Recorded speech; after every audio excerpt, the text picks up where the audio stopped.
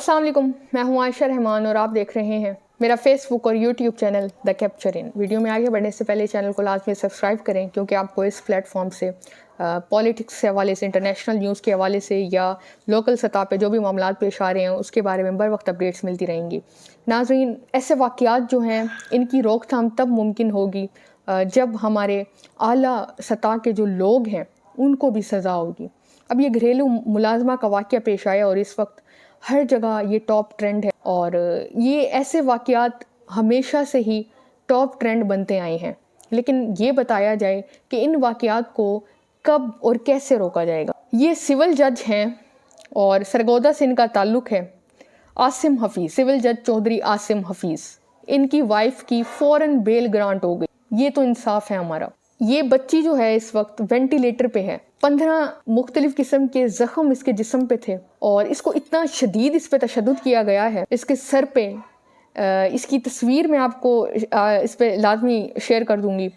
और जो ये सारे अफसोसनाक वाक़या है, मुल्क के हालात देखते हुए परेशानी के सिवा कुछ भी नहीं होता कि कहाँ जा रहे हैं हम इस वक्त, कैसे हमारे मुल्क का निज़ाम इंसाफ है, ये वाक़या क्या है, क्यों इस खातून ने इस बच्ची पे, इस मासूम बच्ची पे जुल्म किया। इस वक्त क्या अपडेट्स हैं इस हवाले से, सारी तफसीलात मैं आपको बताती हूँ। इस्लामाबाद की जुडिशल अकेडमी में तैनात सिविल जज चौधरी आसिम हफीज़ की घरेलू मुलाजमा के वालिदैन ने इल्ज़ाम लगाया है कि उनकी बच्ची को घरेलू तशद्दुद का निशाना बनाया गया है।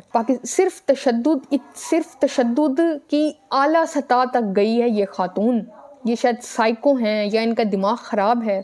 एक बच्ची, एक मासूम फूल को मारते हुए, अगर कोई गलती हो भी गई है, ऐसे मुलाजिम जो हमने रखे हुए हैं अपने घर में, तो उनको इंसान डांट दे, उनको समझा दे। लेकिन इस तरह से तशद्दुद करना कहाँ से हक है, या हमें किसने हक दिया है, किस कानून ने हमें हक दिया है कि हम किसी पे बगैर किसी वजह के हाथ भी उठा सकते हैं। जब ऐसे लोगों के खिलाफ कार्रवाइयाँ होंगी तब ही हम ठीक हो सकेंगे।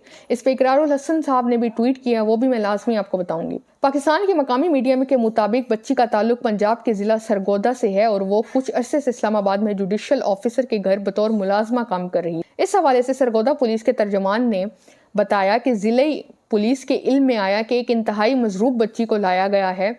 इसके बाद DPO सरगोदा मोहम्मद फैसल कामरान मजीद भी इन्होंने अपने लोग साथ लिए और डिस्ट्रिक्ट हॉस्पिटल ये पहुंचे, जहां बच्ची का इब्तदाई मुआयना और इलाज किया गया। बाद में डॉक्टर्स की हिदायत पर उसे लाहौर भेज दिया गया, जहां पर बच्ची का मजीद इलाज होगा।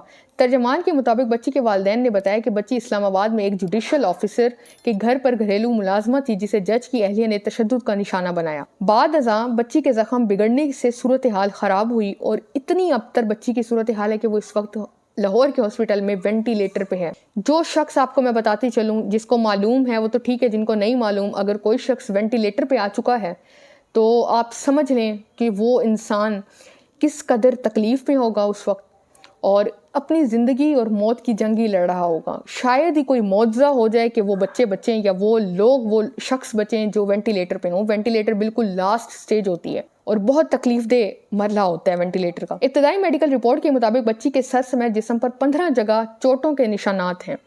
15 चोटों के अलावा बच्ची के अंदरूनी अज़ा भी मुतासिर हैं इस वक्त। और मैं आप सबको बयान नहीं कर पा रही, ये जानवर हैं, शायद इंसान नहीं है, इनके पास दिल नहीं है। इन्होंने मजीद कहा कि सरगोदा पुलिस ने बच्ची को मुलाजमत पर भेजने वाले शख्स को हिरासत में लिया है, जिससे मामले पर तफ्तीश की जाएगी। मजीद जो बताया गया है वो ये कहा गया है कि बच्ची पे किस किस्म का तशद्दुद हुआ। तो बच्ची पर जब ये मौक़िफ़ अपनाया गया है कि इस बच्ची पे इस जज की बीवी ने तशद्दुद किया है, तो इस जज साहिब ने अपने सोशल मीडिया की रिपोर्ट में आके, रिपोर्ट्स जो चल रही हैं उसमें इनका मौक़िफ़ सामने ये आया कि बच्ची पर किसी किस्म का तशद्दुद नहीं हुआ। मैं बजाते खुद तशद्दुद के ख़िलाफ़ हूँ, इसलिए ये काम हुआ है, आप इतने ख़िलाफ़ थे। बच्ची से कहा था कि तुम्हें घर छोड़ाते हैं, तो उसने दीवार के साथ सर मार दिया। दीवार के साथ उसने सर मारा, उसको 15 मुख्तलिफ उसके जिस्म के पे ऐसे ज़ख्म लगे और उसको अंदरूनी चोटें भी लग गईं सिर्फ सर मारने से, और उसने अपना सर दीवार में मारा।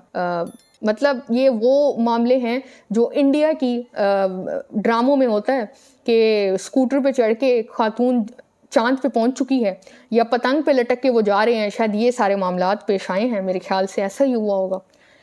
सिविल जज ने बताया कि बच्ची ने घर के बाहर रखे गमले से मिट्टी खाई, जिससे चेहरे पर दाग बन गए। बच्ची का पता चला कि वो लाहौर है, तो मैं खुद लाहौर जा रहा हूँ। ये हाल है इस वक्त। अब ये तफसीलात सुनिए आप। जनरल हॉस्पिटल में 15 साल रिजवाना का इलाज जारी है, जहां आईसीयू के बाहर पुलिस पहरा दे रही है, जबकि 13 डॉक्टरों की टीम वक्फे से मुतासरा बच्ची का मुआयना कर रही है। चौथी मंजिल पर बनी आईसीयू के कमरे के बाहर एक खानदान के कई अफराद, जिनमें खवातीन और मर्द शामिल हैं, खड़े हैं और उनकी नजरें आईसीयू पर हैं, जहां उन्हें जाने की इजाजत नहीं, सिर्फ अंदर रिजवाना की वालिद और वालदा हैं। अचानक आईसीयू का दरवाजा खुला और पुलिस की एक टीम बाहर निकली और उनके साथ रिजवाना की वालदा भी थी, जिनको आईसीयू से बाहर निकलते ही एक और खातून ने थाम लिया और सीढ़ियों पर बिठा दिया। पुलिस जा चुकी थी, लेकिन 2 एहलकार अभी भी आईसीयू के बाहर मौजूद थे। रिजवाना के वालिद बेटी के पास वापस चले गए, जबकि वालदा शमीम फिक्रमंद आंखों से आईसीयू दरवाजे को देख रही थी। अब डॉक्टर्स ने जो रिपोर्ट मुरतब की है, उन्होंने कहा है कि हमारे पास मुख्तलिफ किस्म के डॉक्टर्स हैं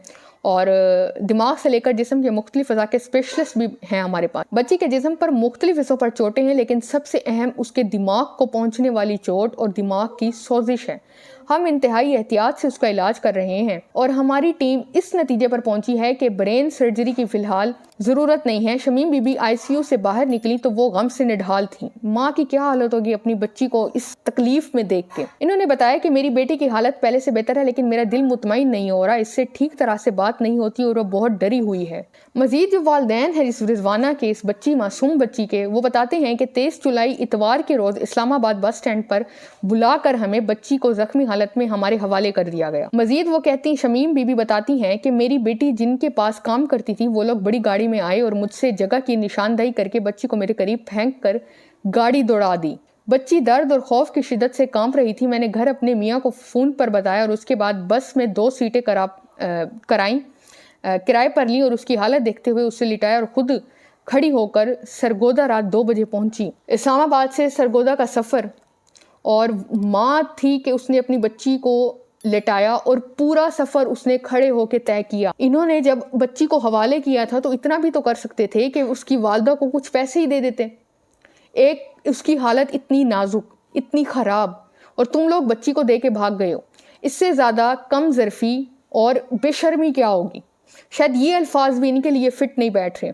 डॉक्टर्स ने भी ये कहा कि कोई शक नहीं है, बच्ची इस वक्त ट्रॉमा में है और हम कोशिश कर रहे हैं कि बच्ची की जो हालत है वो बेहतर की जा सके पहले से। इसके साथ साथ जो बच्ची पे बेइंतहा तशद्दुद किया गया है वो मैं आपको बिल्कुल नहीं बता सकती, आप अंदाज़ा भी नहीं लगा सकते। मतलब कि जो डॉक्टर्स ने, मैंने आपको पहले भी बताया, जो डॉक्टर्स ने बताया कि उसके अंदरूनी अज़ा तक मुतासिर हैं। इसके साथ साथ बच्ची की सर पे शदीद चोटें हैं, जिस्म के हिस्सों पे 15 मुख्तलिफ जगहों पे निशानात और ज़ख़म हैं बच्ची को। ये सारे इस वक्त अपडेट्स हैं। ये ट्वीट आपके सामने आ रहा होगा, जैसे मैंने आपको पहले कहा, इकरारुल हसन का, और उन्होंने कहा कि अभी जनरल हॉस्पिटल लाहौर से वापस आया हूँ, जहाँ सिविल जज की अहलिया सोमिया आसिम के तशद्दुद का शिकार नन्ही रिजवाना वेंटिलेटर पर ज़िंदगी और मौत की जंग लड़ रही है। और ये आज की अपडेट है। याद रहे कि सिविल जज की बेगम को लाहौर हाई कोर्ट के जस्टिस फारूक हैदर ने गिरफ्तारी से पहले ही आज जमानत दे दी थी। आगे उन्होंने लिखा, पाकिस्तान जिंदाबाद। तो ये तफसीलात हैं। बस हमारे मुल्क के लिए दुआ करें, आप दुआ करें हमारे मुल्क में कोई इंसाफ नाम की भी चीज़ हो, लोगों की बच्चियों को, गरीब लोगों को इंसाफ मिले और इंसाफ की फराहमी भी फौरी हो, उस तरह की फराहमी हो जैसे कुल्फ़ी वाले को 1 दिन के अंदर सज़ा दी गई। कुल्फ़ी वाले को जैसे 3 लाख, मेरे ख्याल से 5 लाख जुर्माना हुआ, 3 माह की कैद हुई, और अगर वो जुर्माना नहीं अदा करेगा तो उसको मज़ीद 1 माह की सज़ा दी जाएगी। ऐसा इंसाफ मैं चाहती हूँ हमारे मुल्क में। आप भी दुआ करें ऐसा इंसाफ हो कि 1 दिन के अंदर अंदर ही इंसाफ मिल जाए, इंसाफ की फराहमी हो। ऐसा ना हो कि करप्शन के 7 बिलियन रुपए के केसेस जो हों वो माफ़ हो जाएं। दुआ करें, मुझे दुआओं में याद रखें, चैनल को सब्सक्राइब करें। अल्लाह हाफिज़।